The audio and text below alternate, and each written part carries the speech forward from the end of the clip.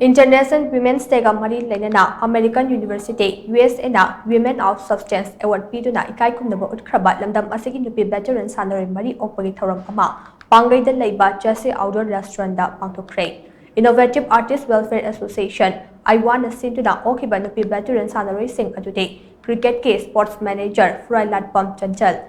Veteran athlete Lamdam Sawapati, veteran footballer Khaidam Nanapati Amade, veteran powerlifter Athokpa Brojini, veteran Shannaroi Singh Okpagi Thouram aduga mari LEINANA, Iowa India Beauty Pageant Ge Country Head Dr.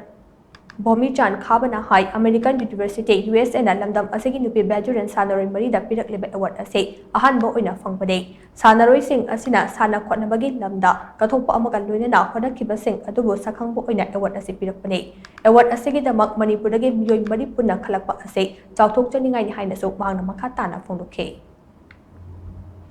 First time Manipur dagi yawi simo adi mamang dadi chahi udingi Manipur yawi mamdi register ta hodam ni nako but this time I take the initiative to register hai adi moi mari register tawe unfortunately moi mari mak yawi re ko aduga register tawaga moi khudi mak yawi ni habsu leite hai badi profile to match taw daga adna tragana hai di moi gi selection process da koina khanbi recognition pinning bodo bibi kanadang thang kani ba kai gumba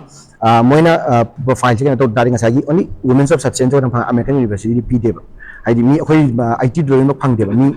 Taraga ni Tugum Pangdeo, Shin have that. I do got women's of the register me could not pico, but was he cannot repeat it. I'm getting a hiding more deserving or in a candido. I don't recognize to be